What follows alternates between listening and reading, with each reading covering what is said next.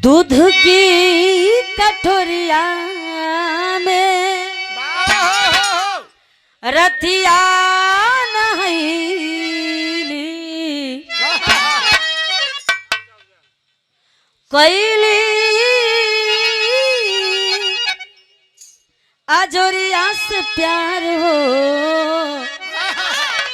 बलम चांद बदरी से झाके दूध के कटोरिया में रतिया नहैली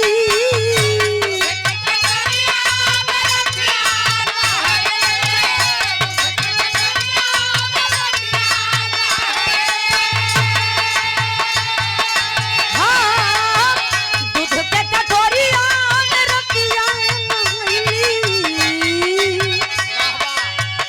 कैली अजोरिया से प्यार हो बलम चांद बदरी से झाके बलम चांद बदरी से झाके अरे कैली अजोरिया से प्यार हो बलम चांद बदरी से झाके जय हो।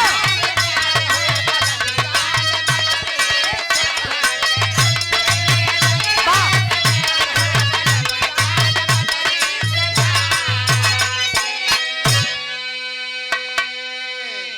कितना खूबसूरत ये गीत है, भले पुराना है।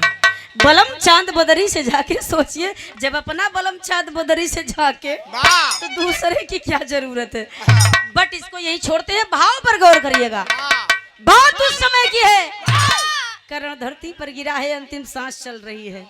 देखिए धुन पर मत ध्यान दीजिए, बट शब्दों पर ध्यान दीजिए कि किसी ने बड़ी मेहनत से कुछ लिखा है, अपना समय बर्बाद करके कुछ लिखा है, अपनी बीवी के प्यार को छोड़कर, बच्चों के प्यार को छोड़कर, अपने गैया भैंसिया परिवार का प्यार छोड़कर कोई कभी एक गीत लिखता है, उस पर हमें गौर करना चाहिए, अमल करना चाहिए हमारे कवि गण के लिए। लेकिन कहना है क्या, घायल शरीरिया में निर्झर नजरिया। हमारे कवि जी ने इसमें 4 लाइन दोहा के रूप में दिया है, पर समय ज्यादा हो जाएगा, 2 लाइन गा के बस खत्म करना है। घायल शरीरिया में निर्झर नजरिया, बीरना के बीरना निहारी,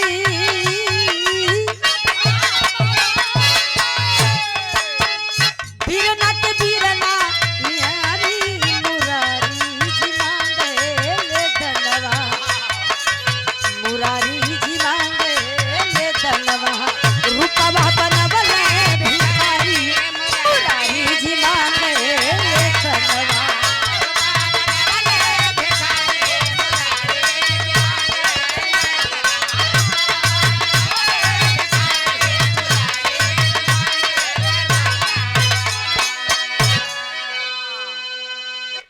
भैया एक भाई ने भाई को मारा है, एक भाई जानता है कि जिसने मारा है वो मेरा ही भाई है, लेकिन भाई बेबस है, कह नहीं सकता कि मैं तेरा ही खून हूँ, तेरा ही भाई हूँ। सोचिए कवि जी उनके अंदर कितना माइंड रहा होगा कि उन्होंने इस शब्द को चुनकर लिखा कि घायल शरीरिया में निर्झर नजरिया, यानी नजर ये नीर गिरा रही है, निर्झर यानी आंख से नीर झर रही है, निर्झर। घायल शरीरिया में निर्झर नजरिया, बिरना के बिरना निहारी, मुरारी जी मांगले धनवा। आनंद कंद माधव मुकुंद मुरली मनोहर जी ने कहा, अरे कर्ण जाते जाते दान करते जाओ। कर्ण बड़े प्यार से बोला कि अभी मेरे पास क्या है, जो दान चाहिए मेरे किले में जाकर जो लेना है ले लीजिए। पर उस जोगी ने कहा अगर तुम चाहो तो दान कर सकते हो। कर्ण बोला यदि मेरे पास दान योग्य है कुछ तो आप मुझसे बताइए कि वो चीज क्या है, मैं मरते मरते दान करके जाऊंगा। तो ब्राह्मण ने कहा कि जो तुम्हारे दांतों के बीच में ये सोना के दांत जड़ा हुआ है यही दान कर दो। अब सोचिए एक बात समझ लीजिए, अंग्रेजी जो है इंग्लिश कहीं ना कहीं बहुत परफेक्ट बैठती है। इसी को कहते हैं इमोशनली ब्लैकमेल करना।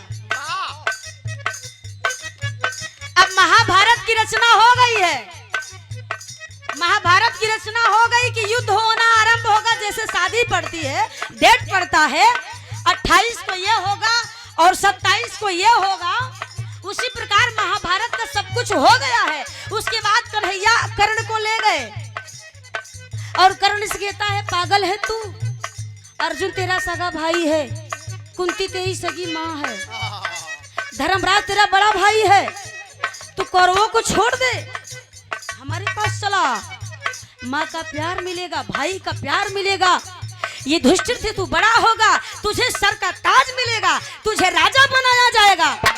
इसको कहते हैं इमोशनली ब्लैकमेल करना। जब कर्ण को पता चला कि ये तो मेरे सब सगे हैं, वहीं से उसका मनोबल कमजोर होता गया। उसे पता हो गया कि ये मेरा भाई है और उसका प्रण था कि मैं अर्जुन को मारूंगा। उसका प्रण कब था? जब कर्ण को पता नहीं था कि ये मेरा ही भाई है। अब जो प्रण कर लिया हो कि मैं इसको मारूंगा, अब उसे पता चल जाए कि मैंने जिसके लिए प्रण किया है कि इसको मारूंगा और वही मेरा सगा भाई है, तो बताइए वो क्या करेगा? बाहरे कर्ण दत्तवा को तोड़ दिया दिन कर ललनवा।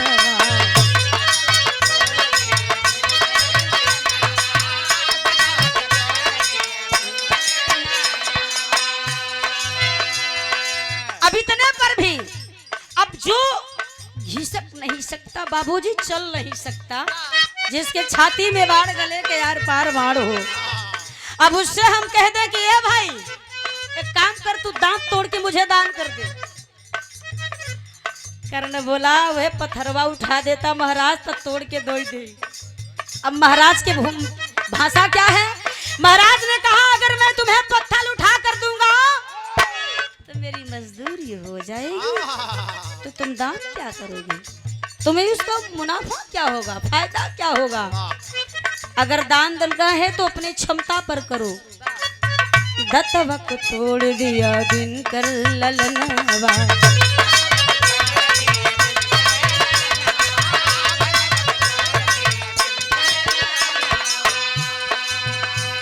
अरे नटवर कहे कि नहीं ले बजूठा बनवा,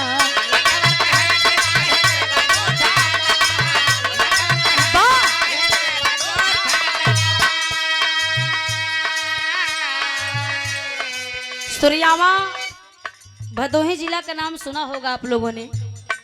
सुरयामा भदोही जिला से हमारे गुरुदेव बहुत सीधवा, एकदम सीधे साधे श्री श्याम दरपाल। एक बात जान ल, देखे भी सीधा है लेकिन बिरहा के मंच पे चढ़ जाती तो क्यों कहता न बने। ये हमारे गुरुजी छोड़ते नहीं है। कर्ण कहता है, जोगी ने कहा यदि दान देने की क्षमता नहीं तो मैं जा रहा हूँ। कर्ण बोला ठहरिए महात्मा, मेरे जीते जी अभी जिंदा हूँ, मरा नहीं हूँ, मेरे दरवाजे से कोई खाली हाथ नहीं गया है, मैं दान करूंगा। हिम्मत बनाया है और करता है क्या? केहूनी के बल से उठाया धनुहिया,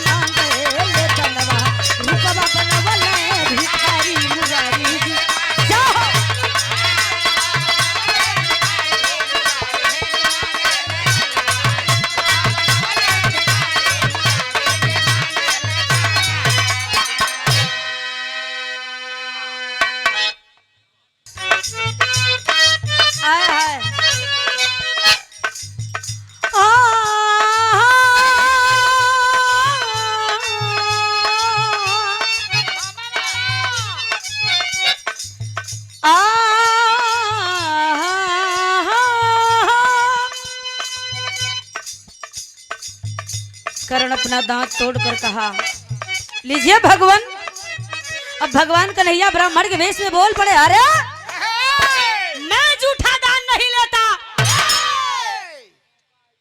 एक बात कही, बाबूजी वो द्वापर था, कलयुग में कोई नहीं सहेगा, कलयुग में कोई नहीं सहेगा, कहीं जाओ फर पर हम दान और ना दे पाओ। लेकिन कर्ण का कलेजा देखिए, बेचारा कहता है महाराज हाई ला तोड़ के देत हई। अब थमा रहा है, भगवान कह रहे ना ना हम झूठा ना ले, इसको शुद्ध करके दो। तो उसकी क्षमता देखिए, करता है क्या,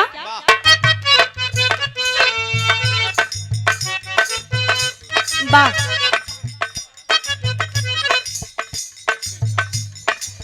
धनुष बाण उठाया है, धनुष पर बाण चढ़ाकर धरती का निशाना साधा है।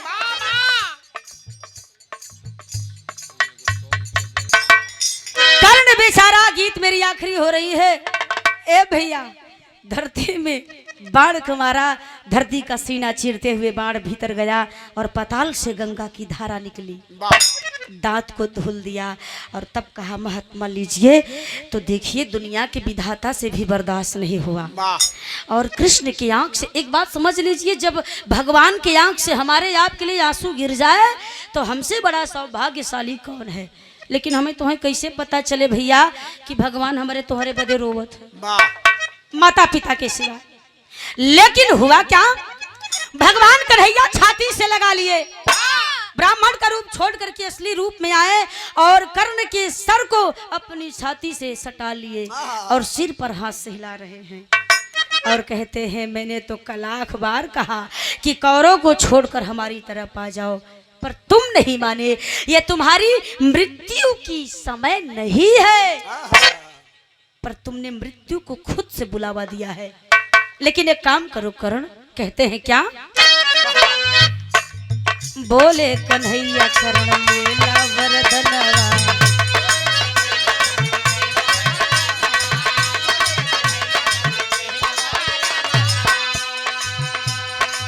चलती की बेरिया मिलल दर्शनवा,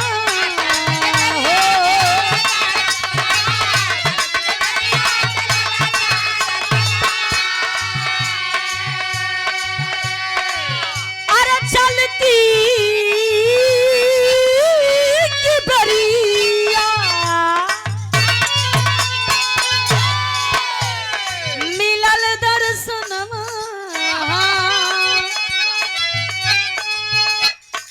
भगवान ने कहा कि कुछ वरदान मांग लो। कर्ण की आंख में आंसू भर गए, मरने से पहले साक्षात आपने मुझे दर्शन दे दिया, मैं कृतार्थ हो गया, मैं तृप्त हो गया, मुझे और क्या चाहिए। पर भगवान ने कहा नहीं, कुछ मांगना पड़ेगा। तो कर्ण कहा जब ना मनबा तो बस मेरी मरने से पहले जब हम मर जाएं तो हमारा आखिरी इच्छा यह बा, जब हम मर जाएं तो करबा का, कुंवारी मतरिया क्या तुअरा ललनवा,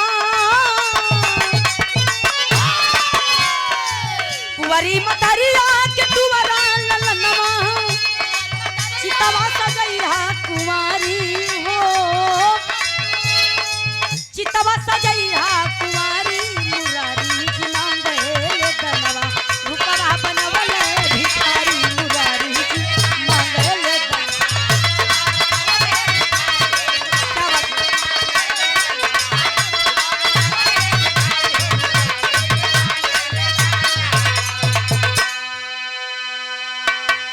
आखिरी इच्छा यही है कि कुमार माई के गर्भ से जन्म भयल बा, अगर मैं मर जाऊं तो कुमारी जमीन में मेरा अंतिम संस्कार कर दीजिएगा माधव, मुझे शांति मिल जाएगी। दम तोड़ दिया। अब भगवान कुमारी जमीन ढूंढना शुरू कर दिए और ढूंढत ढूंढत पहुंचला कहाँ, तापुती किनारे।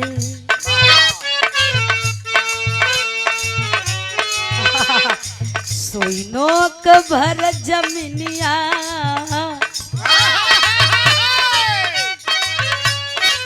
चितवा लगाए नाथ दिए मुखय दिया,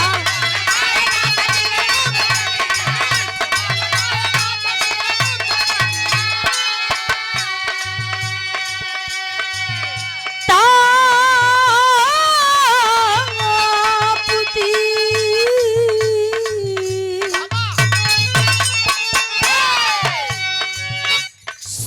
नोक भर जमीनिया,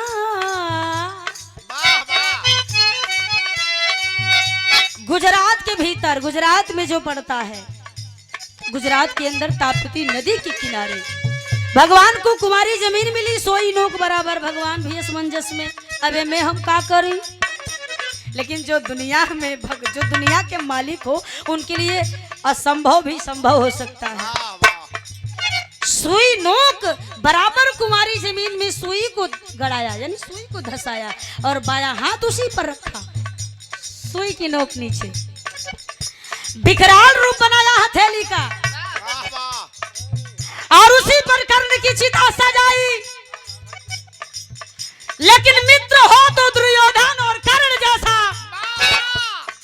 कर्ण जानता था कि मेरा मित्र अधर्मी है, अधर्म पर जा रहा है, अधर्म कर रहा है। लेकिन जब कर्ण का किसी ने साथ नहीं दिया तो दुर्योधन खड़ा हुआ कि तू मेरा मित्र है, मैं तुझे अंग देश का राजा बनाता हूँ। मित्र इसको कहते हैं कि जो बुरे वक्त में साथ दे जाए। मित्र वो नहीं है कि तुम्हारे ब्याह में बियर पी के नाच दे, समय का ध्यान देते बस खत्म कहना हो। मित्र हो तो बस कर्ण जैसा, इतना याद रखिए। बाकी दुनिया में कुछ भी मिल जाए सब व्यर्थ है। बीवी से बढ़िया दोस्ती अच्छी होती है, वो भी दोस्त मिले तो कर्ण जैसा। वो जानता था कि मैं धर्म पर हूँ, फिर भी साथ निभाया। और कर्ण के मरने पर जितना दुर्योधन रोया था कोई नहीं रो पाया। लेकिन कहना है, बड़ी सुंदर लाइन कवि जी देहलन, जखड़ जातू मुझ बगिया लगवले,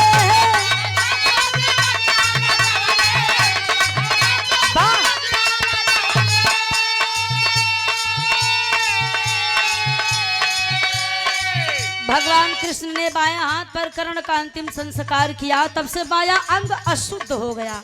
लेकिन धन्य हमारे पूज्य कवि जी श्री राजेंद्र यादव जी स्वर्गीय, बनारस मोहाव से, जय जखाड़ जादू जी बगिया लगवले, शीच राजेंद्र कियारी है, शीच राजेंद्र कियारी, मुरारी जी मांगे धनवा। गौला बजौला में अगर केहू के हमारे वजह से चोट लगल हुई, दुख हुआ हो या कुछ खेद हुआ हो तो क्षमा चाहती हूँ। रूपवा बनवले भिखारी, मुरारी जी